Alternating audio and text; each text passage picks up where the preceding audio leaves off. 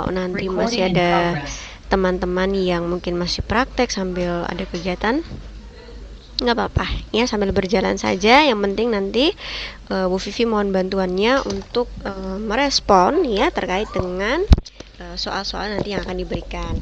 Nah, untuk soal-soalnya ini sebelum Ibu mulai, Ibu info dulu ya. Untuk soal yang Vivi bahas hari ini itu ada 3 topik ya, gerontik, keluarga, dan komunitas ya.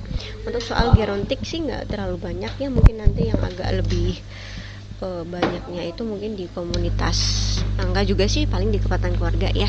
Banyak soalnya Bu Vivi tidak banyak ya, hanya 11 atau 12 soal saja ya.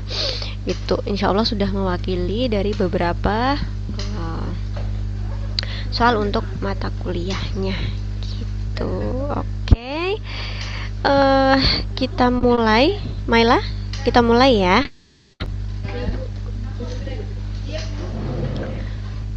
Oke, baik Bu Vivi share screen terlebih dahulu. Mohon maaf, bukan share screen, dibesarin maksudnya. Oke.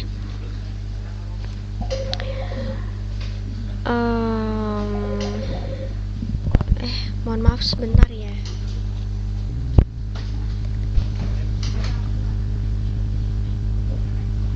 Oh, sebentar ya teman-teman.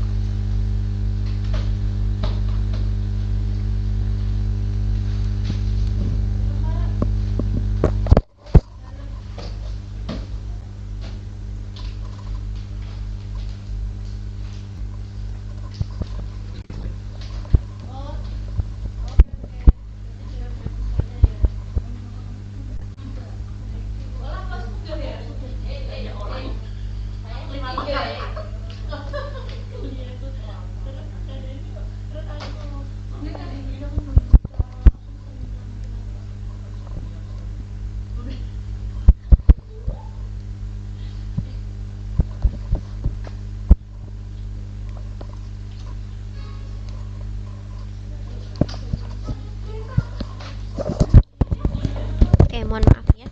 Oke, kita mulai untuk di keperatan gerontik. Sebelumnya Bu Vivi jelaskan dulu untuk di keperatan gerontik ya. Untuk keperatan gerontik Bu Vivi hanya refresh aja teman-teman semuanya ya. Untuk gerontik itu kalau masih pakai sistem yang lama, kita masih kayak ada pengkajian, misalnya adalah pengkajian time and time go, balance exercise gitu ya, atau balance keseimbangan, atau misalnya MFS gitu-gitu ya, SPMSQ, MMSC dan sebagainya.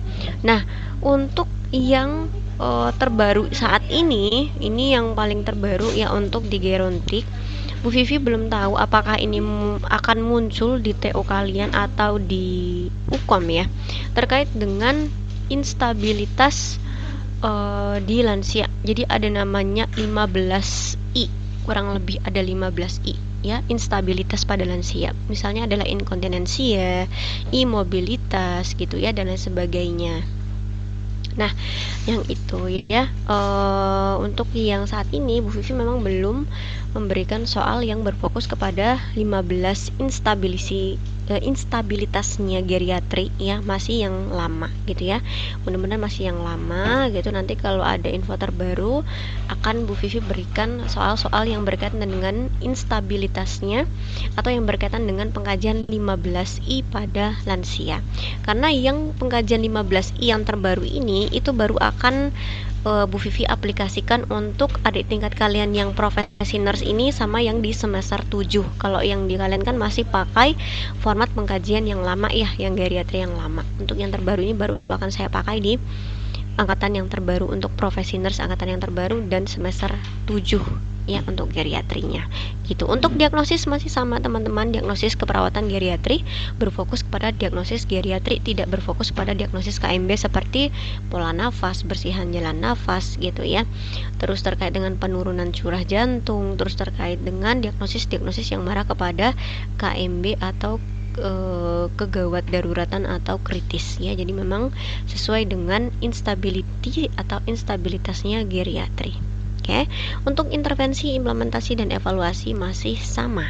Kita mulai saja ya untuk soal yang nomor 1. Silahkan untuk membaca soal nomor 1 dan silahkan tuliskan jawabannya di kolom chat, dan kalau ada yang ingin menjawab soal ini secara langsung diperbolehkan.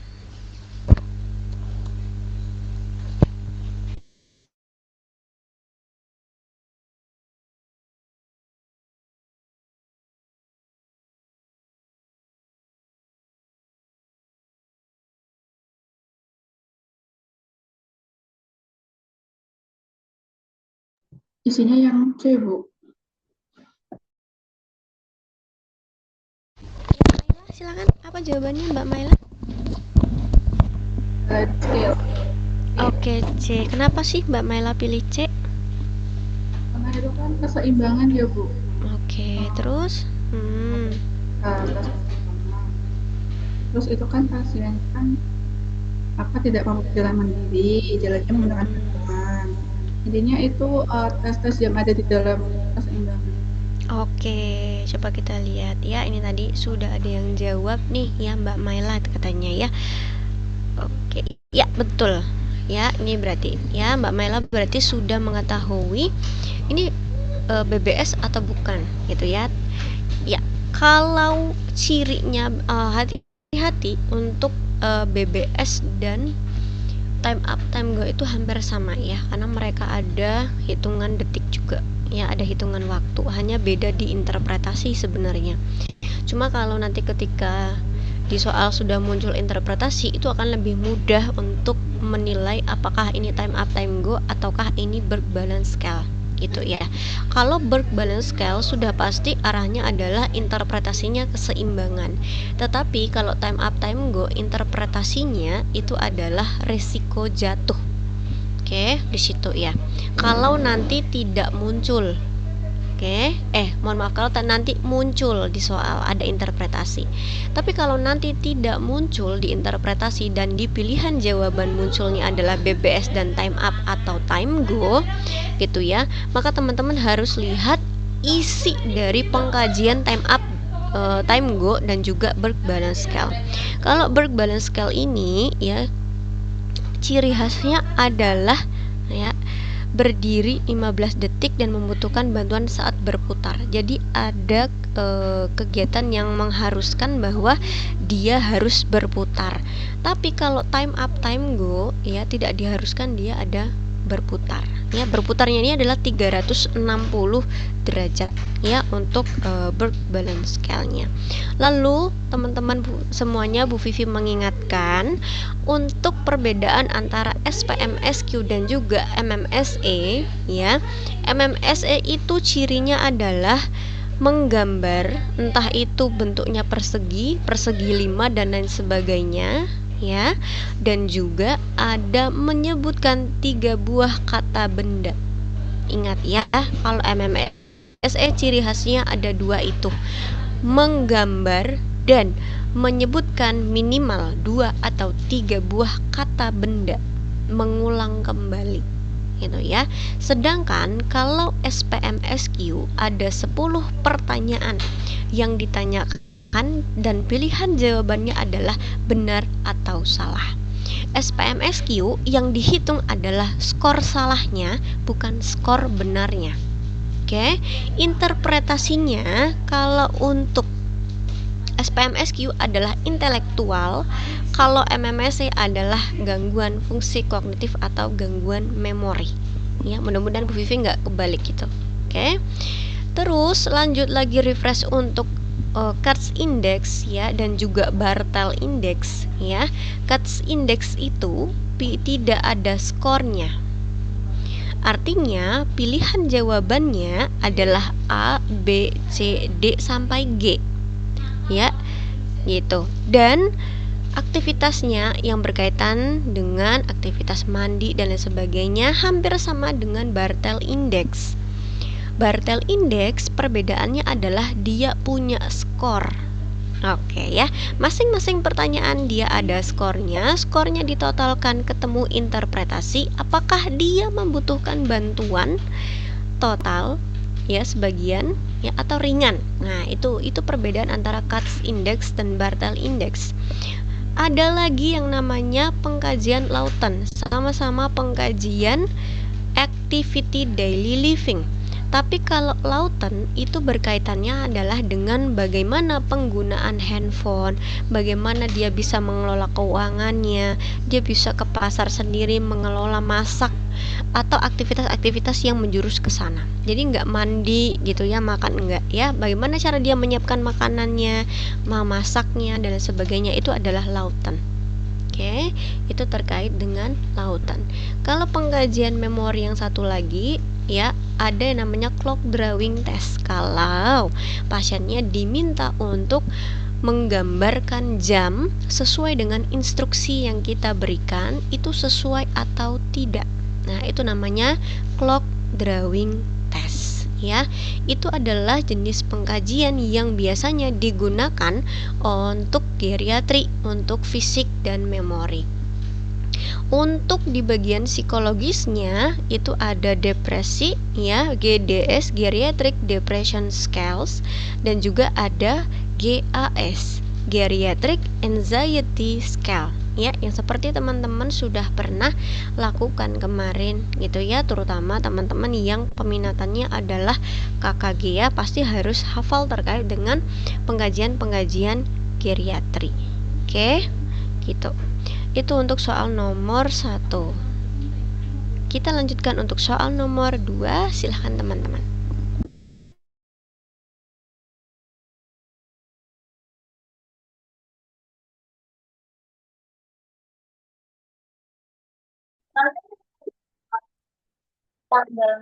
Tanggal 3. Tanggal 4. Juni.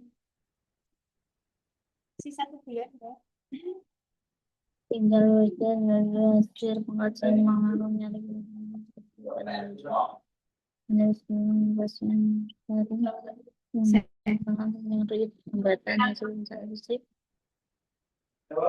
sering duduk di kamar ternyambah hasil pemesanan kejadian.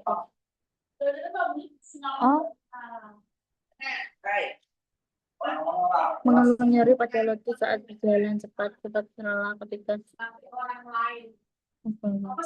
malam harus berhenti berapa kali intoleransi. Katakan lebih sering duduk di kamar karena takut nyeri bertambah hasil melakukan berjalan nyeri akut. Nyeri ini ora menurutku ya. Karena ora ono skala nih. Orang mungkin kayak mau nyeri.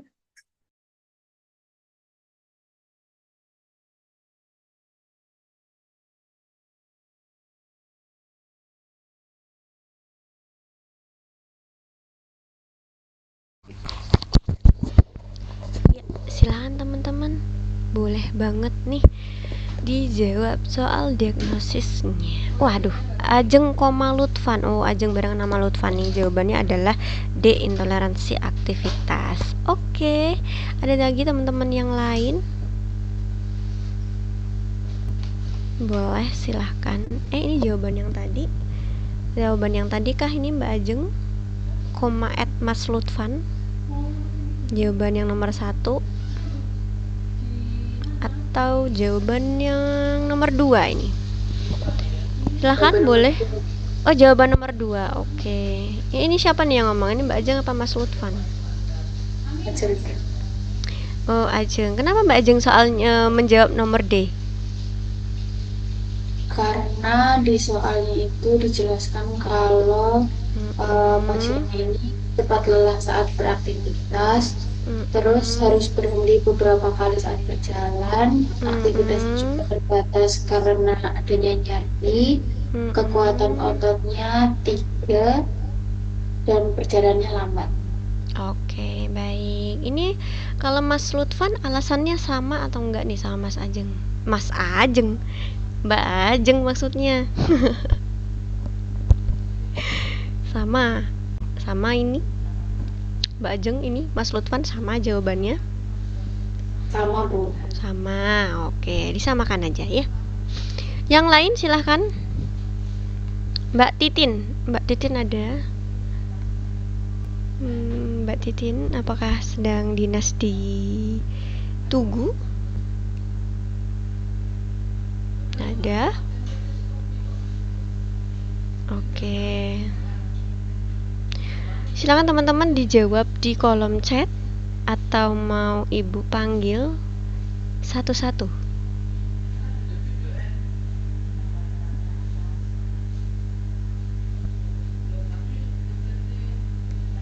Silakan. Ada 51 orang ini. Oke.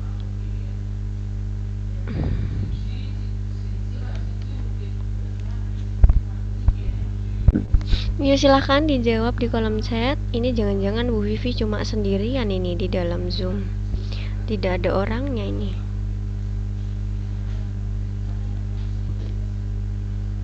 Apakah semua jawabannya sama seperti jawabannya Mbak Ajeng dan juga Mas Lutfan? Ada Mbak Koirunisa, nih jawabannya juga D. Yang lain? Syafrizal, D juga. Oke, baik kalau begitu. Mas Syafrizal. Widya, Wid, kamu jawab apa ini Wid? Soal nomor 2 Wid. Widyawati. Jawab D, Ibu. D, oke. Sama alasannya sama aja. Iya, kan itu juga di kekuatan akservitas bawahnya kan sudah 3. Terus habis itu sudah ada osteo, jadi udah ada nyeri, rentang geraknya juga terbatas. Oke, baiklah. Diterima jawabannya. Ada lagi yang punya opsi lain di soal nomor 2 ini, ataukah semuanya sama jawabannya dengan temannya yang sudah menjawab? Jawabannya adalah D.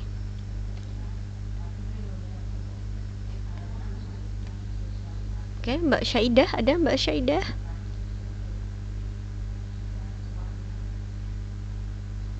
Mbak Syaidah ada?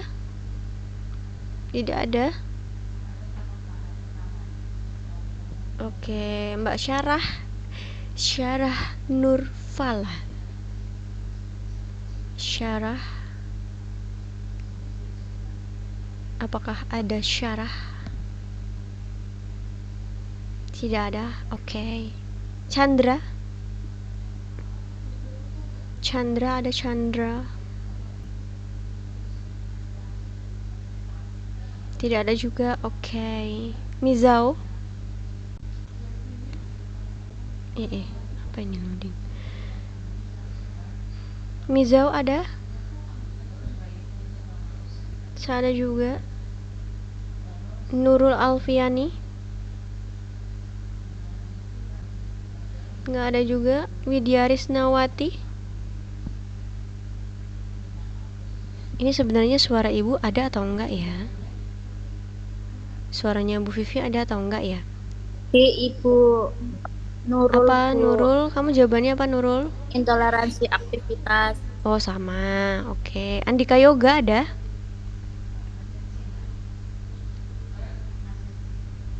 Enggak ada. Oke. Indra Nur Aziza? Ada, Bu. Apa jawabanmu Indra? Saya abu. Karena di situ kekuatan ototnya juga menurun. Oke, baik kalau gitu. Oke, Syafrizal ganti jawaban katanya jadinya. Ya, kita bahas aja ya soal nomor 2. Soal nomor 2 ini ya. Yang harus diperhatikan itu adalah yang pertama, lihat dulu ini adalah dengan kondisi osteoartritis. Osteoartritis ini kaitannya adalah dengan kondisi sistem muskuloskeletal. Oke. Ingat ya, dalam pengangkatan diagnosis keperawatan, lihat kondisi klinis. Ya, lihat kondisi klinis. Apakah dalam diagnosis keperawatan tersebut kondisi klinis yang dialami oleh lansianya sesuai dengan yang ada di dalam kasus? Itu yang harus pertama diperhatikan. Yang kedua itu adalah melihat data objektif dan data subjektifnya. Ya, data objektifnya sudah terlihat bahwa terdapat penurunan kekuatan otot ekstremitas bagian bawah kanan dan kiri adalah 3 dari 5. Oke, berarti sudah ada kelemahan pada otot karena dia ada osteoartritis. Maka untuk diagnosis keperawatan yang paling tepat, kalau kita eliminasi, nyeri akutnya di sini tidak dominan. Oke, defisit perawatan dirinya di sini tidak masuk. Risiko jatuh ada kemungkinan, tetapi dia tidak menjadi prioritas utama.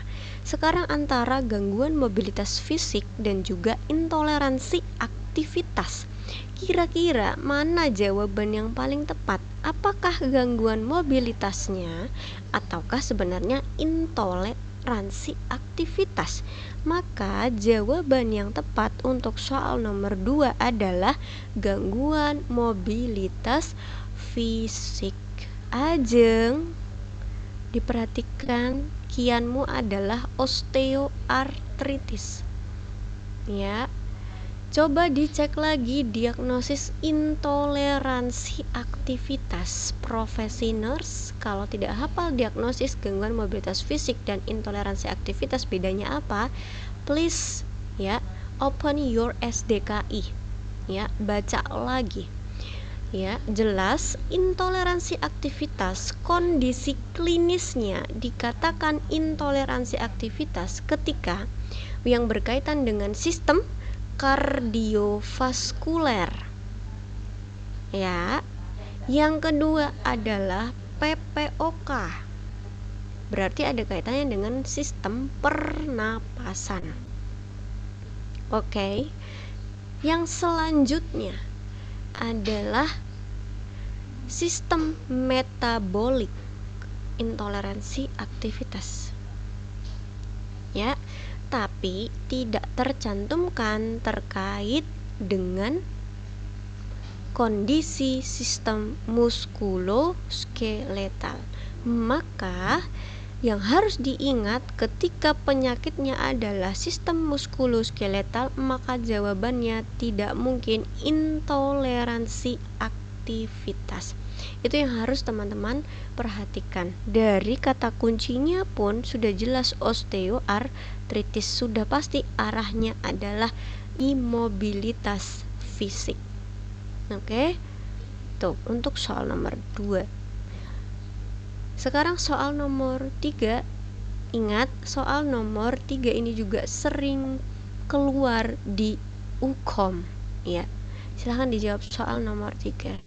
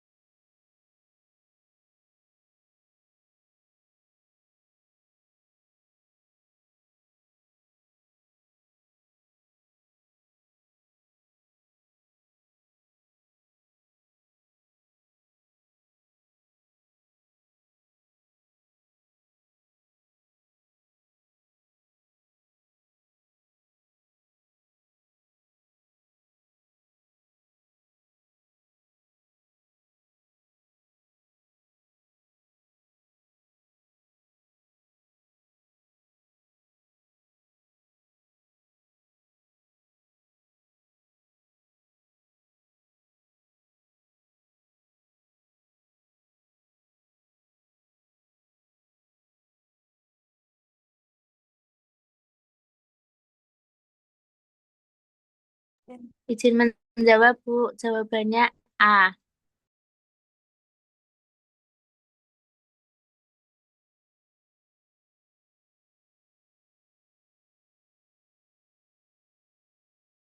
Bu Vivi masih di mute, Bu. Mohon maaf. Terima kasih sudah diingatkan. Mbak Nurul tadi ya, terima kasih Mbak Nurul sudah mau menjawab secara langsung. Oke, sudah ada yang menjawab nih. Wow. Sebentar. Ini kenapa ini?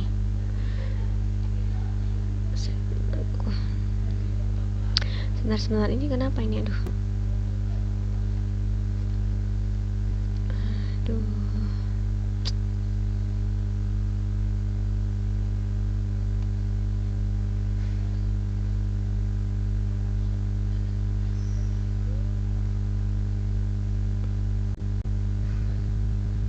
Oke, maaf.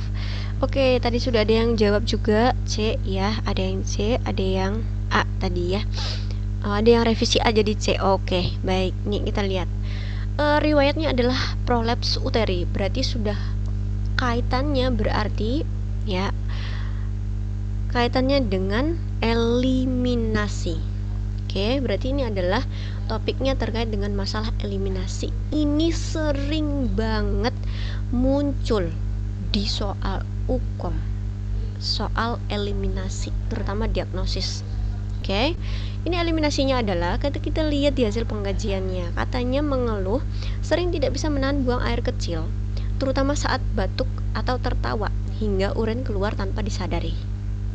Oke, tidak ada nyeri, ya, tekanan darah dan lain sebagainya masih dalam batas normal. Maka diagnosis keperawatan yang tepat pada kasus adalah, lihat semuanya, semua ini adalah berpotensi untuk menjadi diagnosis utama, kecuali kecuali E, gangguan eliminasi fekal. Artinya kalau fekal yang berkaitan dengan konstipasi. Oke, ya, jadi E tidak menjadi list untuk jawaban, ya, tapi A, B, C, dan D ini berpotensi ya untuk menjadi diagnosis keperawatan utama pada kasus dengan prolaps uteri. Mari kita lihat ya jawabannya. Nah, ya, di sini nanti akan Ibu jelasin jenis-jenisnya. Jawabannya adalah inkontinensia urin. Tipenya apa? Tipe stres. Oke, tipenya tipe stres. Kenapa? Ya, tidak bisa menahan buang air kecil, ya, yang disebabkan oleh batuk atau tertawa, itu adalah ciri khasnya inkontinensia urin tipe stres. Jadi teman-teman, ya, di sini Bu Vivi memang tidak memunculkan ini inkontinensia urin stres, inkontinensia urin berganda, inkontinensia urin lanjutan, dan lain sebagainya. Ya, jadi yang Bu Vivi munculkan itu hanyalah inkontinensia urinnya saja. Oke, berbeda dengan gangguan eliminasi urin. Kalau gangguan eliminasi urin itu, ya, memang urinnya nggak keluar, mulai dari frekuensinya, ya, urinnya berkurang, gitu ya, memang ada gangguan, gitu. Jadi memang nggak keluar. Tapi kalau inkontinensia urin, ya, dia tidak bisa menahan buang air kecil karena ada penyebabnya. Salah satunya tadi karena dia ada riwayat prolaps uteri, ya. Riwayat prolaps uteri inilah yang menyebabkan terjadinya kelemahan otot dasar panggul sehingga memperburuk kemampuan menahan urin. Makanya ketika dia batuk atau tertawa, nggak sengaja dia pipis. Nah, itu tanpa disadari keluar, ya, gitu ya. Nanti ada lagi tuh inkontinensia urin berganda. Ketika mengangkat benda yang berat atau jongkok, gitu ya, atau ada gerakan, itu nggak sengaja buang air kecil, gitu. Itu nggak sengaja buang air kecil. Nah, inilah teman-teman semuanya, ya, perbedaan antara inkontinensianya, ya. Itu percaya deh, nanti pasti ada masuk, entah di TO-nya, entah di soal UKOM-nya, ya.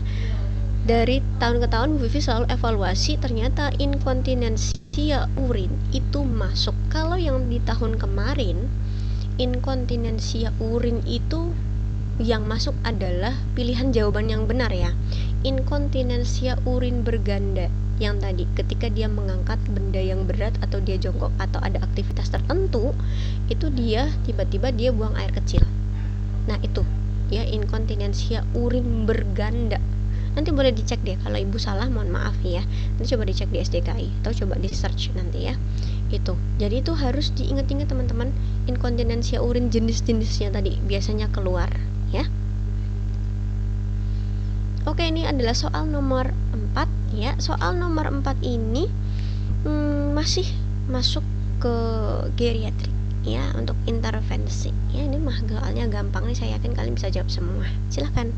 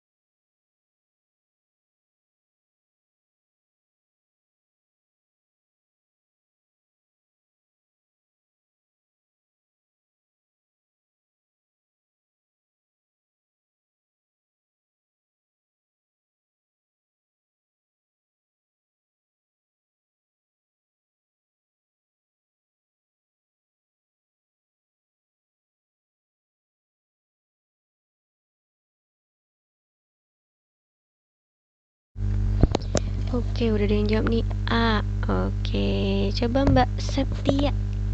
Mbak Septia ada? Apakah bisa berkomunikasi, membuka mikrofonnya? Mbak Septia.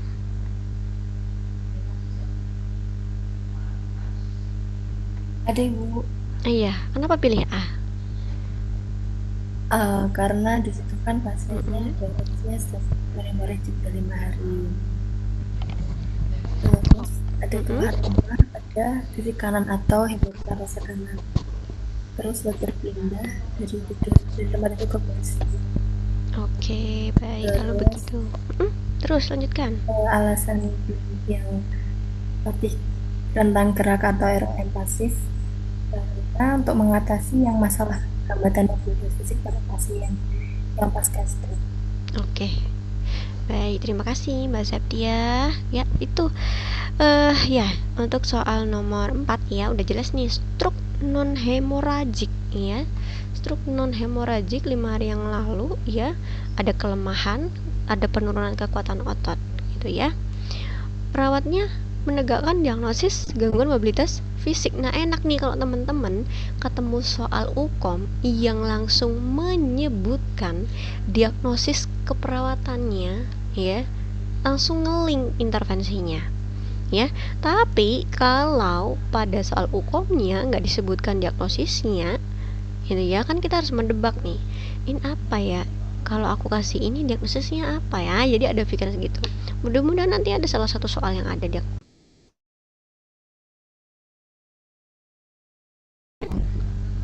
Iya, betul ya. Latih rentang gerak ROM pasif dan aktif secara bertahap sesuai dengan toleransi pasiennya gitu ya. Jadi, ini adalah intervensi yang harus dilakukan ya. Tapi ingat, kalau case-nya adalah sebenarnya kalau case-nya adalah stroke ya, maka ROM-nya harusnya ROM pasif ya.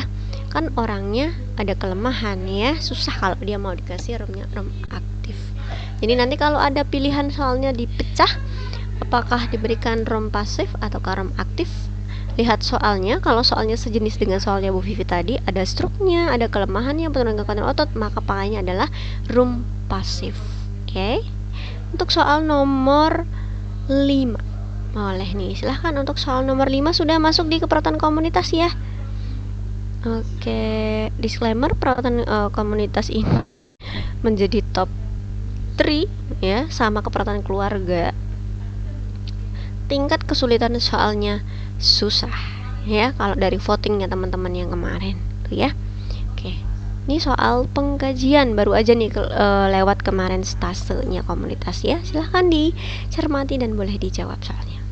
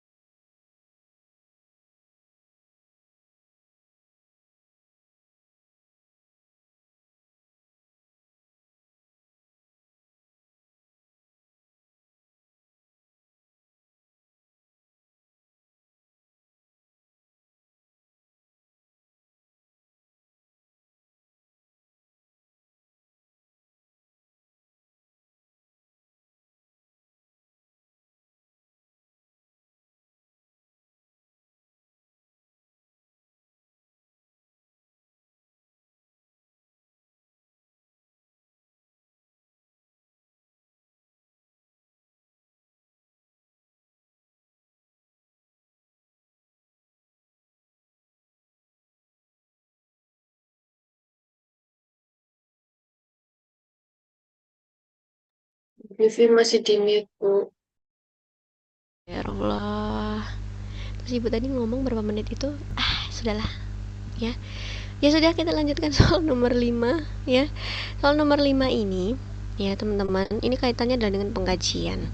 Tapi yang ditanyakan adalah bukan pengkajian apakah ini Windsell survey, apakah ini observasi, apakah ini pengkajian melalui literatur, apakah ini pengkajian melalui keinforman ya, atau menggunakan forum group discussions. Tapi ini yang ditanyakan adalah kelanjutan atau apa sih yang harus kita kaji pada kasus tersebut. Mungkin kalau soal seperti ini teman-teman akan lebih mudah untuk memahami ya terkait dengan soal komunitas, karena data pengkajian apa yang harus kita lengkapi gitu ya, daripada ditanyakan terkait dengan apa sih jenis pengkajiannya ini. Nah itu kan agak tricky kita memilih jawabannya gitu ya, karena hampir mirip semua jenis pengkajiannya. Namun pada soal yang Bu Vivi berikan untuk soal nomor 5 ini ya, terkait dengan apa sih data ya, data pengkajian komunitas yang paling prioritas untuk kita gali lebih lanjut pada kasus tersebut. Artinya kita butuh data penunjang lain ini gitu ya, untuk nantinya mengangkat diagnosisnya gitu ya. Kita butuh data lagi nih, bener apa enggak nih diagnosisnya ini nih. Maka kita harus melengkapi datanya. Untuk pilihan jawaban yang tepat dari kasus tersebut adalah dukungan keluarga terhadap kepatuhan, kontrol, dan gaya hidupnya lansia. Kenapa? Gitu ya, pada soal tadi banyak kejadian peningkatan hipertensinya, tanda gejalanya, dan bahkan pengaturan makanan dan juga obatnya tidak dikontrol oleh keluarga. Maka kita harus tanya, kok bisa ya ada kejadian peningkatan hipertensi seperti ini? Bagaimana nih pengelolaan manajemennya terhadap penyakit di dalam rumah gitu ya, bagaimana, apakah ada dukungan keluarga dan lain sebagainya. Maka hal itulah yang harus kita tanyakan kepada responden pada saat kita pengkajian pada agregat lansia untuk menambah gitu ya data ya. Kata kuncinya sudah Ibu tuliskan di sini. Jadi memang kata kuncinya adalah ketika bertemu dengan peningkatan tanda gejala penyakitnya, maka yang kita soroti adalah kenapa kok bisa terjadi ya, apa yang menyebabkan. Maka kita cari data atau sumber data yang kemungkinan akan menyebabkan data tanda gejala tadi meningkat pada kasus hipertensi lansia di komunitas. Oke, Bu Vivi kasih soal yang lebih sulit sedikit lah ya. Soal untuk komunitas diagnosis keperawatan ya. Silahkan.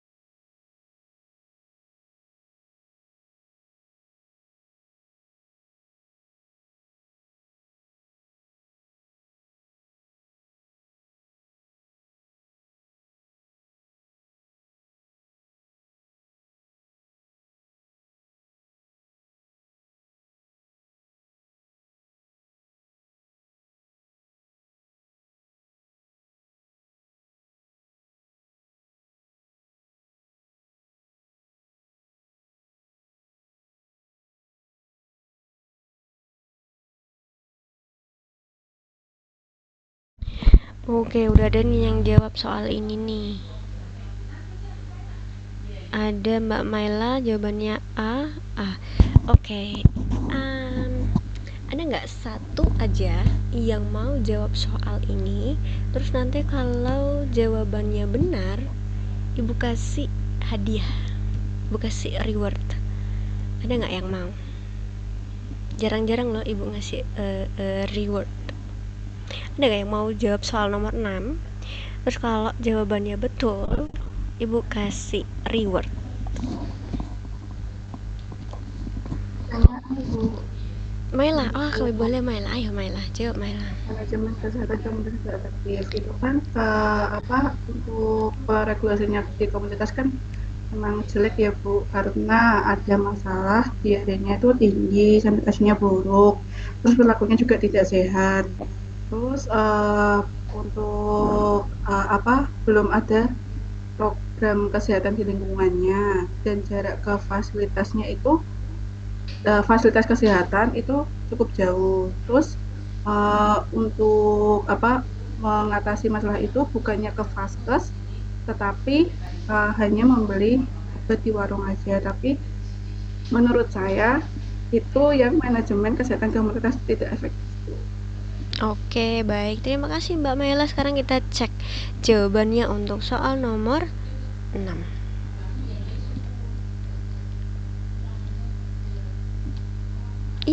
Betul, dapat reward dari ibu ya.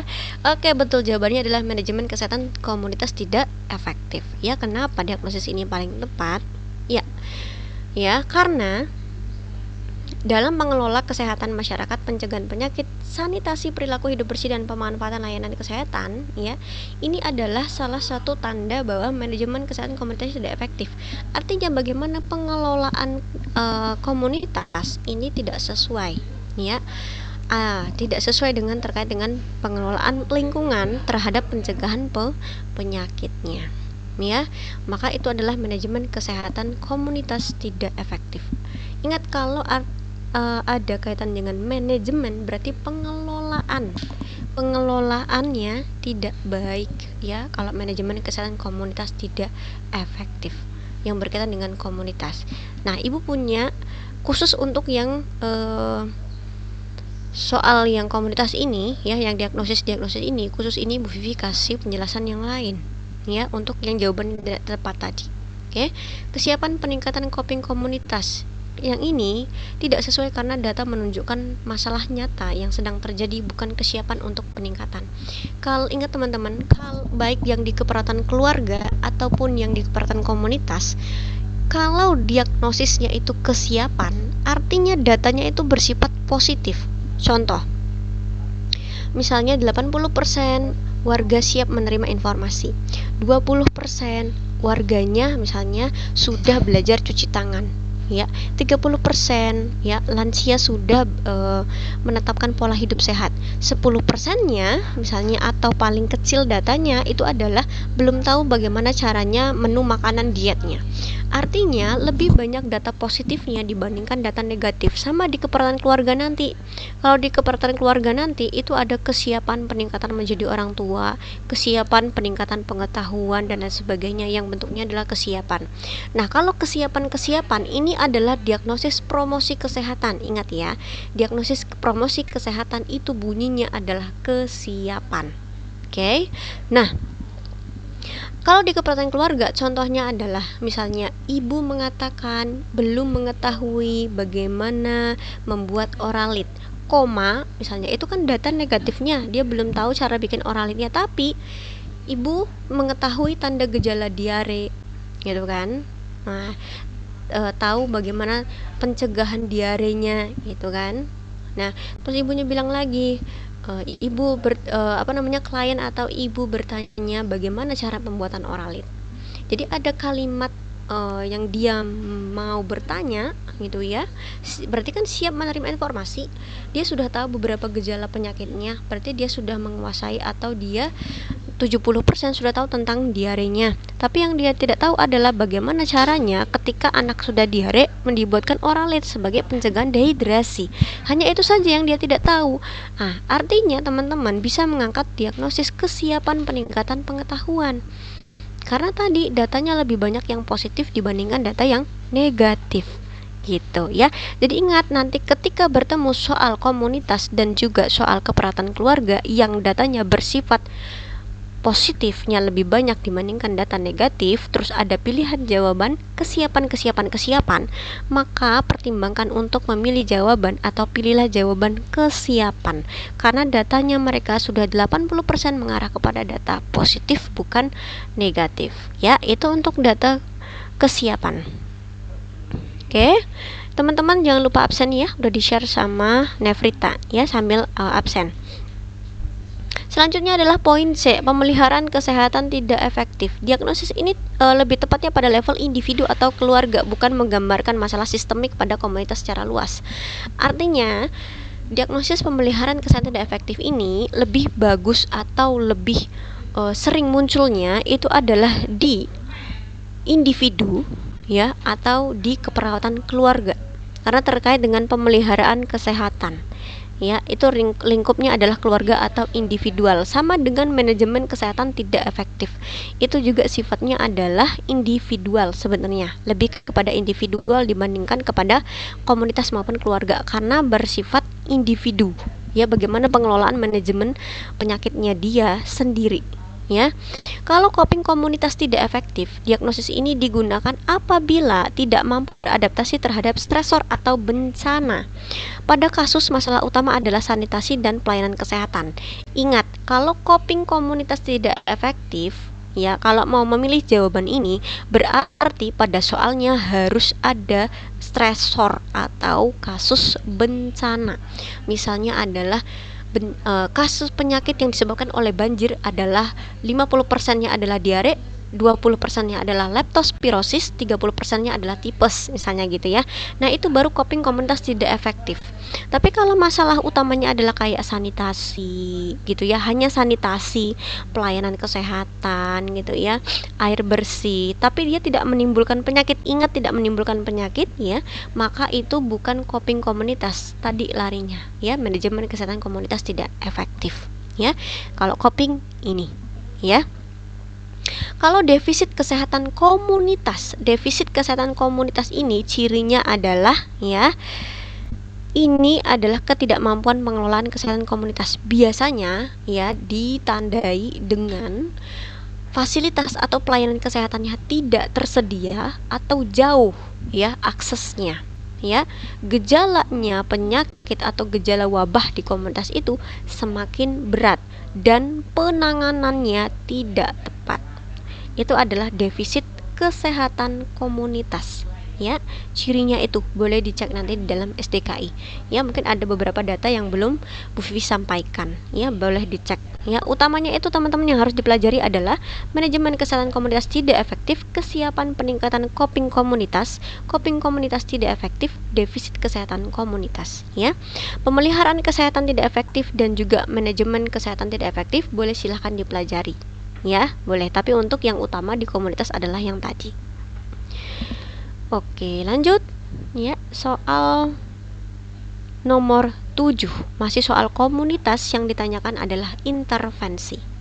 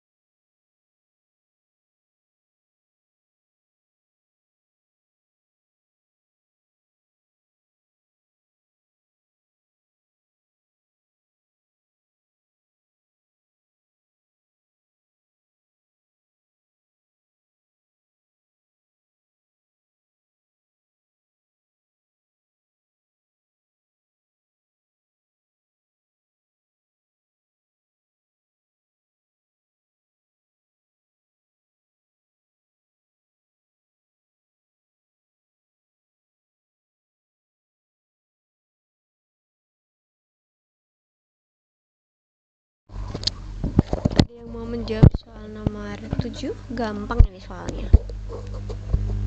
Ibu, Iya, silakan Maila. yang edukasi PHBS dan kaderisasi. Oke, kenapa tuh? Itu Bu, kan masih sama ya Bu, karena apa, itu manajemennya tuh kurang. Kan belum ada apa, tersedia program juga, lingkungannya, terus makanan tidak higienis, sanitasinya juga jelek. Makanya diedukasi tentang PHBS dan kaderisasinya agar apa, manajemen kesehatannya itu baik kembali. Menurut saya Oke. itu Bu. Baik, kita lihat jawabannya soal nomor 7. Ya, betul, jawabannya adalah edukasi PHBS dan kaderisasi. Ya, kenapa kok ini paling tepat? Gitu ya. Lihat aja di soal tadi ya, masalah utamanya adalah PHBS, sanitasi yang buruk dan tidak adanya sistem pendukung kesehatan masyarakat. Artinya, edukasi terkait dengan PHBS ini sangat diperlukan ya tentunya. Nah, kalau edukasi PHBS aja itu tidak akan menyelesaikan masalah. Kenapa? Karena ketika kita sudah memberikan edukasi itu hanya lewat, numpang lewat gitu ya. Nah, kenapa kita butuh kaderisasi? Kader inilah yang akan membantu kita. Ya, kayak teman-teman kemarin waktu praktek komunitas gitu ya. Waktu praktek komunitas, teman-teman semuanya dibantu oleh kader. Nah, kader inilah yang membantu kalian untuk mendistribusikan gitu ya, melihat ini, mengumpulkan dan sebagainya gitu ya. Jadi ada bantuan dari kaderisasi. Dan kita butuh kaderisasi kalau di komunitas. Tanpa adanya kaderisasi, ini akan sangat sulit untuk mengumpulkan warga karena kader ini sangat berperan penting ya dalam tindakan promotif, preventif dan berkelanjutan sesuai dengan prinsip yang ada di keperawatan komunitas ya. Kemarin teman-teman posyandu pasti ada kader-kader yang membantu mendata, menimbang dan sebagainya gitu ya. Kecuali kalau ada pemberian injeksi dan sebagainya, itu adalah tugas dari puskesmasnya. Ketika teman-teman di warga mengumpulkan masyarakat untuk memberikan edukasi dan lain sebagainya, maka kaderlah yang akan membantu teman-teman semuanya juga untuk memotivasi para respondennya atau agregat yang kalian butuhkan ya pada saat pemberian implementasi. Makanya untuk PHBS dan kaderisasi ini sangat penting. Oke, selanjutnya adalah soal nomor 8. Nah, sudah masuk di soal keperawatan keluarga ya. Soal komunitas cuma sedikit saja. Silakan menjawab soal nomor 8.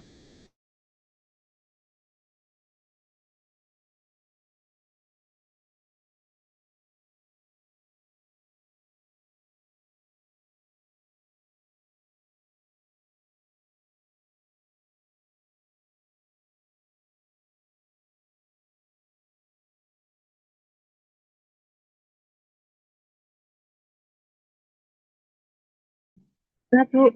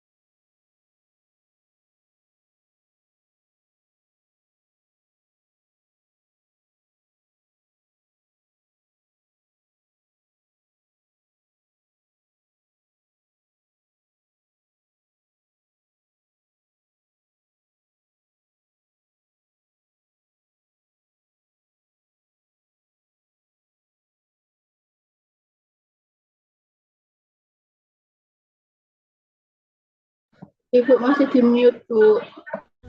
Oke, soal nomor 8. Terima kasih Maila. Ya, kayaknya Bu Vivi ini butuh terapi ya. Terapi kognitif kayaknya. Oke, nomor 8 ya. Di keperawatan keluarga. Kita sudah masuk ke peran keluarga, tapi soal ibu sih nggak susah-susah ya. Nah, soal nomor 8 ini, seorang perawat melakukan kunjungan rumah dan didapatkan bayi usia 11 bulan sering batuk pilek. Nah, ISPA ya kasusnya. Hasil pengkajian, ibu mengatakan tidak membawa bayi ke vaskes kesehatan karena menganggap batuk pilek adalah hal biasa. Rumah bayi tampak batuk dan pilek. Apakah fokus pengkajian fungsi keluarga yang paling tepat pada kasus tersebut? Ya, oke. Nah, ini mah gampang. Berarti teman-teman semuanya udah belajar nih. Ya, kalau udah tahu terkait dengan 5 fungsi atau 6 fungsi perawatan keluarga yang terbaru ya. Tambahan. Jawabannya adalah kemampuan keluarga dalam mengenal masalah kesehatan dan mengambil keputusan. Ya, kenapa? Di soal tadi ibunya bilang hal yang biasa. Ya, padahal si ayah ini perokok aktif dalam rumah ya, dan tidak ke vaskes, artinya adalah tidak bisa mengambil keputusan karena dia menganggap bahwa masalah ini adalah masalah ringan, hal yang biasa begitu ya. Maka ya, pengkajian yang harus kita lihat adalah kemampuan keluarga mengenal masalah kesehatan dan mengambil keputusannya terhadap penyakitnya. Maka kita lanjutkan pengkajiannya ke tahap yang mengenal masalah. Apakah sebenarnya dia mengenal masalah? Sebenarnya ISPA ini adalah penyakit yang biasa atau sebenarnya dia ini adalah penyakit yang bisa menjadi penyakit yang lebih mengarah kepada kegawatan ketika hal ini dibiarkan oleh orang tua. Apalagi ada pencetusnya juga bahwa ayahnya adalah perokok ya, merokoknya di dalam rumah ya. Ketika nanti ini sudah menjadi masalah karena masalahnya adalah dia tidak bisa mengenal masalah gitu ya, dan tidak bisa mengambil keputusan, maka inilah nanti yang harus diatasi oleh perawat komunitas ataupun perawat keluarga ya gitu, dalam mengatasi hal tersebut sehingga keluarga ini dapat mengenal masalah kesehatan, dan ketika dia sudah mengenal bahwa ini adalah masalah yang harus diatasi, dia bisa mengambil keputusan untuk mengatasi masalah kesehatannya. Soal nomor 9. Oke, silahkan nomor 9.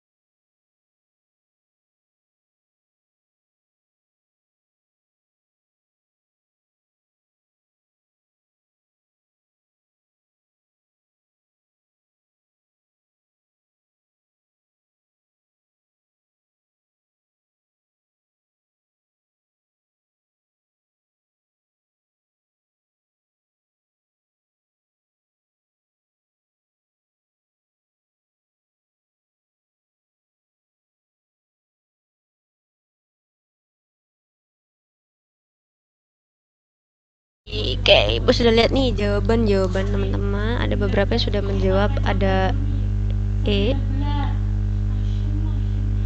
ya. Oke, ini juga gampang nih, bukan sih? Soalnya gampang-gampang aja ya. Ya, seorang perawat melakukan kunjungan rumah dapatkan seorang balita usia 2 tahun mengalami diare sejak 2 hari. Hasil pengkajian ibu mengatakan BAB anaknya 4 kali sehari berwarna kuning dan cair. Ibu hanya memberikan teh manis dan belum memberikan oralit. Hasil pemeriksaan fisiknya anak lemas, mata cekung, bibir kering dan suhu 37,9, ada tanda-tanda dehidrasi derajat 1 ya. Terus teman-teman, apakah fokus pengkajian fungsi keluarga yang paling tepat pada kasus tersebut? Ya, udah jelas sih kalau di sini ya udah kelihatan yang mengarah pada sakitnya anggota keluarga gitu ya. Maka jawaban yang tepat adalah E ya, kemampuan keluarga dalam merawat anggota keluarga yang sakit ya. Karena pada kasus ini balitanya udah jelas ini mengalami diare 2 hari dengan frekuensi cair 4 hari 4 kali per hari disertai tanda-tanda alah ya Bu Vivi ini kalau ngomong belepotan ya, maaf ya, disertai tanda-tanda dehidrasi seperti lemas, mata cekung, mukosa bibir kering dan suhunya. Oke, ibu hanya memberikan teh manis dan belum memberikan oralit. Nah, padahal teh manis itu tidak dapat mengikat cairan ya. Yang kita butuhkan itu adalah cairan oralit ya. Ya, larutan gula dan garam itu dapat mengikat cairan dalam tubuh sehingga cairan tidak banyak keluar dari tubuh gitu ya. Itu salah satu tindakan awalnya ya, tapi tetap harus dibawa ke vaskes ya, karena sudah ada tanda gejala dehidrasinya gitu ya. Nah, dalam keperawatan keluarga, kondisi ini termasuk dalam fungsi perawatan kesehatan, khususnya kemampuan keluarga dalam merawat anggota keluarga yang sakit.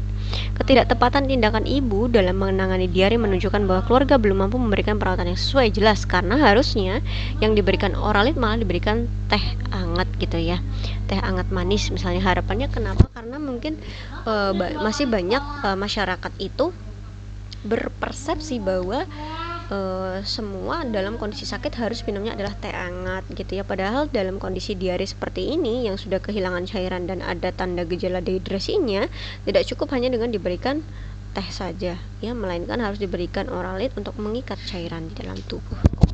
Oke, soal nomor iya. Sebentar.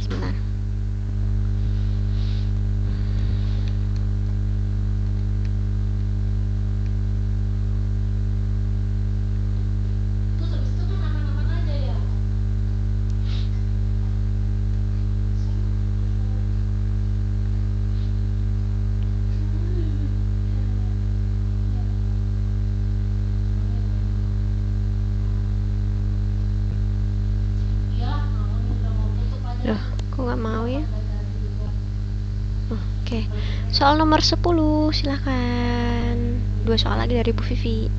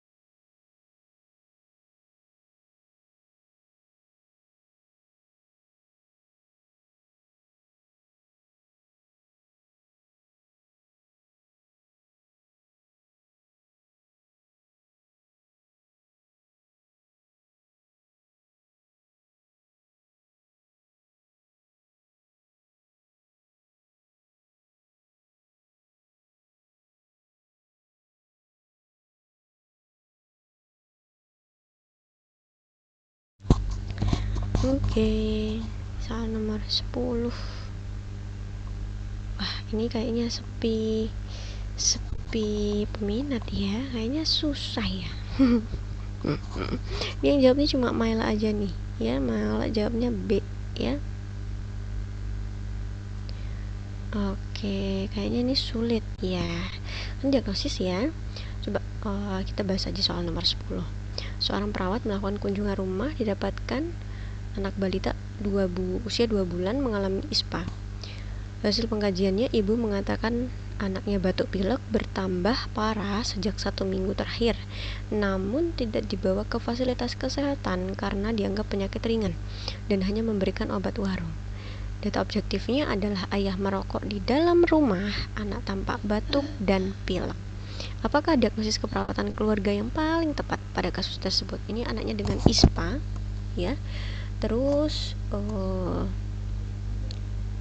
sudah 1 minggu ya, terus gejalanya bertambah parah, oke, dan tidak dibawa ke vaskes gitu ya, karena gejalanya ringan katanya, padahal gejalanya bertambah parah tuh ya ISPA-nya, dan hanya berikan obat warung saja. Ditambah lagi adalah ayahnya merokok di dalam rumah gitu ya. Nah, di sini udah kelihatan polanya ya. Ingat teman-teman, kata kunci di sini adalah gejala bertambah parah. Maka pilihan jawaban yang tepat adalah manajemen kesehatan keluarga tidak efektif. Oke, ingat kata kunci dasar untuk memilih manajemen kesehatan keluarga tidak efektif adalah, kalau teman-teman baca SDKI, itu ada data yang menunjukkan bahwa gejala bertambah berat atau gejala bertambah parah. Ya, nanti di cross check SDKI-nya. Jadi, kalau ada data pada soal menunjukkan bahwa gejalanya bertambah berat atau gejalanya bertambah parah, maka diagnosisnya mengarah kepada manajemen kesehatan keluarga tidak efektif. Ya, kenapa? Tadi ya, kemampuan keluarga dalam merawat anggota yang sakit, mengatasi masalah kesehatan yang ada dalam keluarga tidak tepat. Oke, dibiarkan saja ya, tadi hanya dibakaikan obat warung saja. Ayahnya merokok di dalam rumah ya, artinya kan pengelolaan penyakitnya ya di keluarganya tidak tepat ya, sehingga ketidaktepatan ini menyebabkan gejala pasiennya atau gejala si balitanya tadi bertambah parah gitu ya. Itu kaitannya dengan manajemen kesehatan keluarga tidak efektif. Lalu bagaimana dengan pemeliharaan kesehatan tidak efektif? Pemeliharaan kesehatan tidak efektif itu hampir mirip dengan manajemen kesehatan. Ya, manajemen kesehatan tidak efektif. Tapi pemeliharaan itu tidak hanya terkait dengan bagaimana bagaimana minum obatnya, bagaimana terkait dengan jadwal rutin kontrolnya saja, tapi bagaimana dia pola makannya itu masuk ke dalam pemeliharaan kesehatan tidak efektif. Kalau manajemen kesehatan tidak efektif itu yang berkaitan dengan sistem pengelolaan penyakitnya, berkaitan dengan pengobatan, dengan kontrolnya, minum obatnya. Tapi kalau pemeliharaan kesehatan tidak efektif itu tidak hanya seputar dengan itu, jadi dia lebih luas. Jadi bagaimana caranya dia aktivitas olahraganya, bagaimana dengan pola makannya, itu adalah pemeliharaan kesehatan tidak efektif. Beda lagi nanti dengan risiko perilaku perilaku kesehatan cenderung berisiko. Perilaku kesehatan cenderung berisiko. Ada 2. Dulu Bu Vivi udah pernah kayaknya ngasih tahu ya. 2 ya. Yang pertama, ketika ketika belum terdiagnosis suatu penyakit tetapi gejala mulai muncul. Ya, itu adalah perilaku kesehatan cenderung berisiko. Ada perilaku yang dia lakukan, perilakunya perokok aktif, misalnya tidak pernah olahraga, misalnya begitu ya. Terus tidak pernah melakukan pemeriksaan kesehatan, tetapi ada data sambungnya, misalnya batuk, terus menerus batuk berdahak misalnya ya, atau batuk kering, itu kan sudah ada tanda gejala tuh Ya berarti kan dia perilaku yang dia lakukan tidak sesuai dengan anjuran kesehatan yang menyebabkan atau beresiko ya membuat dia terdiagnosis suatu penyakit. Itu yang pertama. Yang kedua, ketika dia sudah terdiagnosis suatu penyakit, contohnya dia sudah terdiagnosis hipertensi. Oke, tetapi ada perilaku-perilaku dia ya yang menyebabkan kondisi atau gejala penyakit dia bertambah parah. Ya, ingat ini beda dengan keperawatan keluarga ya. Kalau manajemen kesehatan keluarga tidak efektif, itu adalah yang salah itu keluarganya. Tetapi kalau yang ini adalah individunya. Ya, tidak ada kaitannya dengan keluarga. Makanya ini adalah sifatnya individu. Kalau pemeliharaan kesehatan perilaku kesehatan cenderung bersiko itu adalah diagnosisnya cenderung individu, teman-teman ya. Biasanya masuknya gerontik juga, tidak masuk keluarga biasanya. Tetapi biasanya masuk dalam pilihan jawaban, tapi biasanya tidak menjadi kunci jawaban, gitu ya. Jadi perilaku-perilaku yang cenderung membuat dia terkena penyakit lainnya, hipertensi tapi suka minum manis-manis. Ya, maka perilaku kesehatan ini tidak hanya berdampak pada hipertensinya misalnya, ya, tetapi juga akan berdampak membuat dia beresiko untuk terdiagnosis penyakit yang lain.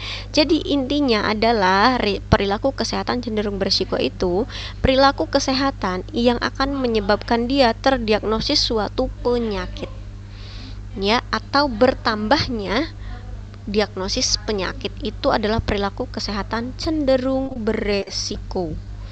Ya, jadi teman-teman terutama di 3 diagnosis tadi, manajemen, pemeliharaan, perilaku kesehatan cenderung beresiko, ya, itu harus dipisahkan, harus bisa membedakan kapan memakai diagnosis itu, kapan tidak. Kalau di manajemen keperawatan atau manajemen kesehatan keluarga itu gampang, yang bermasalah adalah keluarganya. Tapi kalau yang tadi yang bermasalah adalah individu. Oke, kalau coping keluarga ya berarti adalah bagaimana manajemen penyelesaian masalah. Misalnya ada seorang remaja yang kecanduan gadget dan punya perilaku nakal, misalnya merokok, tawuran dan sebagainya, gitu ya. Nah, tapi keluarga tidak punya solusi, tidak tahu bagaimana nih harus mengatasi si anaknya, sehingga anaknya dibiarin aja karena nggak tahu, udah dikasih tahu yang pelan gitu ya kan, tapi anaknya tidak berubah, tidak ada perubahan. Nah, orang tua tidak tahu nih harus ngapain lagi gitu, maka itu adalah coping, ya, tidak tahu bagaimana cara penyelesaian masalah, ya, dibuktikan dengan keluarganya ngomong, ya, keluarga pasien mengatakan tidak tahu bagaimana caranya mengatasi masalah kenakalan remaja pada anaknya. Dibuktikan dengan itu pada soal harus ada kata-kata itu. Kalau mau memilih jawaban coping keluarga tidak efektif, maka harus ada kalimat yang tadi. Gitu ya. Gitu. Oke, soal nomor 11 untuk intervensi keperawatan, soal yang lebih mudah daripada yang tadi. Silakan dijawab untuk soal nomor 11.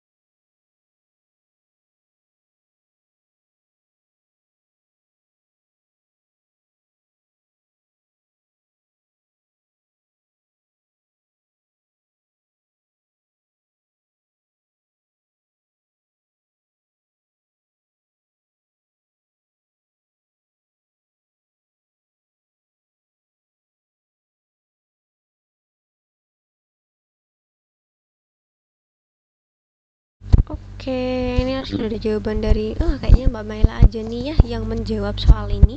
Bu Vivi nggak tahu nih ya, teman-teman yang lain itu pada kemana. Bu Vivi mungkin ditinggal berdua saja sama Mbak Maila yang ada di the group ini, tapi nggak apa-apa ya. Yang penting ada Mbak Maila yang menjawab soal-soal yang sudah Ibu berikan ya. Semoga tapi yang lain semoga mendengarkan meskipun tidak menjawab apa namanya soalnya ya di kolom chat ya, mungkin terlalu sibuk dengan dinasnya ya yang di rumah sakit. Oke, soal nomor 11, seorang perawat melakukan kunjungan rumah didapatkan balita usia 2 tahun dengan diare sejak 2 hari. Hasil pengkajian, ibu mengatakan belum memberikan oralit dan hanya memberikan teh manis.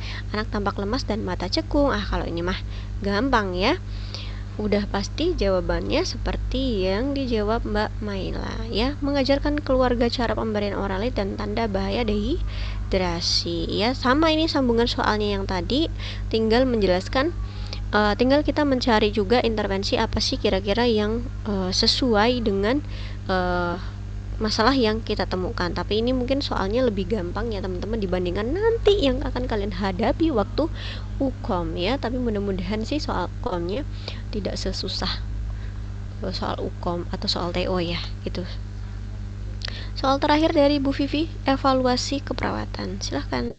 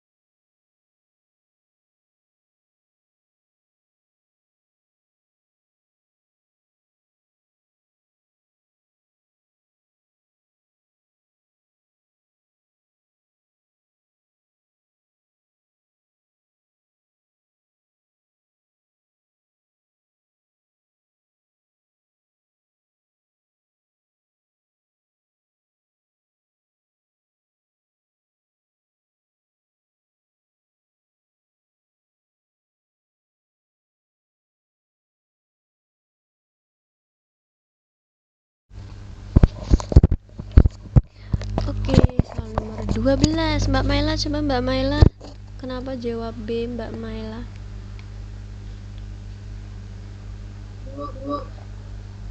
Kenapa pilih B? Karena itu kan saya Bu. Karena itu kan beritanya kan delay ya Bu. Karena 18 bulan itu belum aku berjalan. Terus penyebabnya itu karena ibunya jarang mengajarkan atau menstimulasi karena kesibukan di rumah. Terus untuk intervensi hasilnya itu Gimana Ibu ngomongnya? Gimana itu kira-kira itu? Bu, susah Bu jelasin. Oke, skip. Ya, dah. Ya, oke. Jadi, pada soal nomor 12 jelas di sini bahwa ibunya ini adalah jarang memberikan stimulasi karena ada kesibukan di rumah gitu ya. Oke, jadi ketika dilakukan pengkajian oleh seorang perawat ya, ada balita 18 bulan ini ya, dia mengalami keterlambatan motorik ya, berjalan tanpa belum mampu berjalan tanpa bantuan. Padahal 18 bulan itu sudah 1 tahunan lebih ya.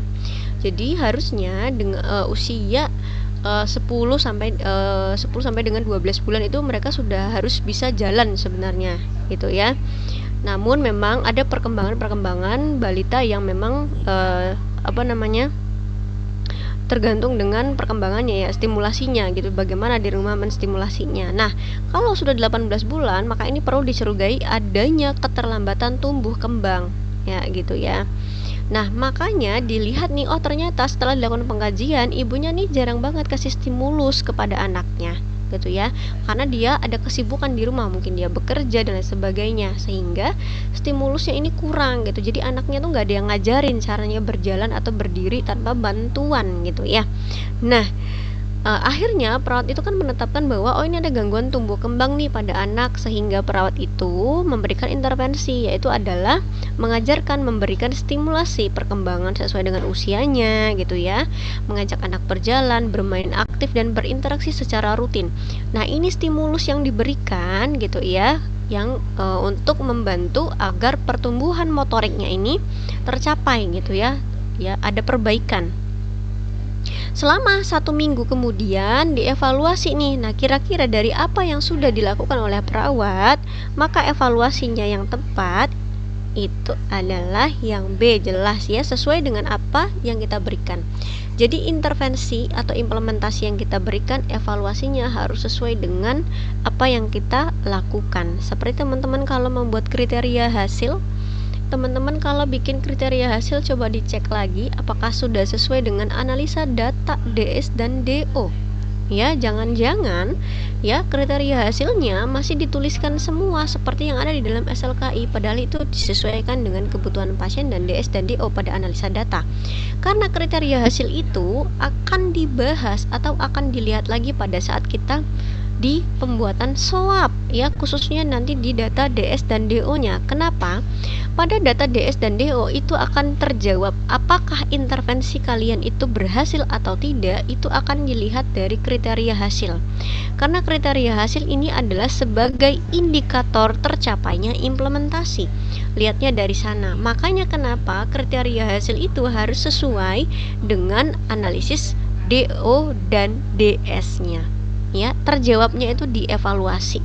Ketika evaluasinya tidak sesuai, contoh klien mengatakan di DS, klien mengatakan nyeri di bagian kanan jantung ya kan, terus kriteria hasilnya harusnya ada keluhan nyeri dari meningkat menjadi sedang atau menjadi menurun misalnya. Maka yang harus dievaluasi ketika kita setelah pemberian implementasi adalah kriteria hasilnya. Masih ada nggak ya keluhan nyerinya? Oh Pak, setelah tadi diberikan teknik relaksasi nafas dalam dan pemberian obat, apakah nyerinya sudah berkurang ataukah keluhan nyerinya masih ada? Dijawab sama pasiennya, oh sudah berkurang Mbak. Menjawab nggak dari kriteria hasil? Menjawab. Maka di DS dituliskan, di evaluasi DS pasien mengatakan nyeri sudah berkurang, tapi analisisnya dia belum teratasi, baru teratasi sebagian karena nyerinya sudah berkurang, keluhan nyerinya sudah berkurang tadi, skala nyerinya juga sudah berkurang. Maka analisisnya tadi menjadi analisisnya masalah teratasi sebagian. Nah, itu makanya kenapa di bagian analisis data itu sangat krusial ya, karena kaitannya adalah dengan dengan kriteria hasilnya. Makanya kriteria hasil tidak boleh ditentukan secara sembarangan ya, ditulis semua di dalam SLKI, dituangkan semua di dalam kriteria hasil tapi tidak sesuai dan itu tidak terjawab di dalam evaluasi. Selama ini coba koreksi askepnya teman-teman apakah sudah sesuai, terutama yang untuk kian juga ya, sekalian Bu Vivi mengingatkan yang untuk kian. Apakah kriteria hasil kalian itu sudah ada di dalam evaluasi keperawatan? Ya, apakah sudah sampai sana? Ya, NORS sudah membuat askep yang sudah sesuai dengan standar SDKI, SLKI dan STIKI-nya gitu ya. Jadi gitu kalau dalam pembuatan evaluasi. Jadi harus connect antara analisa data dan juga kriteria hasil. Bu Vivi stop share dulu. Begitu mungkin pembekalan yang bisa Bu Vivi kasih ya. Bu Vivi nggak ngasih soal yang susah-susah, yang gampang-gampang aja ya. Semoga nanti soalnya tidak jauh beda ya dengan apa yang sudah Ibu sampaikan. Hanya catatannya saja tadi pada di keperawatan geriatri khususnya untuk pengkajian ya, pengkajian dan dengan diagnosis keperawatannya. Pelajari untuk diagnosis khusus keperawatan geriatri, bukan untuk keperawatan medikal bedah seperti tadi yang saya sebutkan. Bersihan pola curah jantung itu tidak masuk dalam kriteria geriatri. Tapi kalau intoleransi aktivitas, gangguan eliminasi urin, inkontinensia urin dan sebagainya, nyeri ya, gangguan pola tidur ya, termasuk ketidakberdayaan, keputusasaan gitu ya, itu masuk dalam diagnosis keperawatan geriatri. Oke, kalau untuk psikologisnya lansia termasuk gangguan komunikasi verbal ya, tidak ada gangguan persepsi sensori ya. Persepsi sensori itu tidak masuk dalam diagnosis keperawatannya geriatrik. Sedangkan untuk keperawatan komunitas tadi ya, pelajari untuk terutama diagnosisnya adalah diagnosis yang ada komunitasnya. Ya, kalau diagnosis pemeliharaan kesehatan tidak efektif, perilaku cenderung bersiko, manajemen kesehatan tidak efektif, ini lebih cenderung di keperawatan keluarga atau bahkan lebih cenderungnya adalah diagnosisnya individu adanya di keperawatan gerontik. Ya, gitu sebenarnya teman-teman semuanya. Untuk pengkajian pelajari, kalau tadi Bu Vivi memunculkan adalah soal pengkajiannya mudah seperti itu, maka teman-teman harus pelajari pengkajian di komunitas, khususnya adalah pengkajian Windshield survey dan sebagainya itu ya. Kalau untuk di keperawatan keluarga, pelajari 5 fungsi perawatan keluarga. Biasanya seputar dengan itu ya pengkajiannya tadi, 5 fungsi perawatan keluarganya sama diagnosis keperawatan keluarga beserta tadi diagnosis manajemen yang individualnya, karena itu sering keluar juga untuk di keperawatan keluarga. Begitu aja teman-teman semuanya yang bisa Ibu sampaikan ya. Mohon maaf tadi atas keterlambatannya ya, sehingga waktu kita molor harusnya selesainya di 11.40, ini selesainya di 11.52.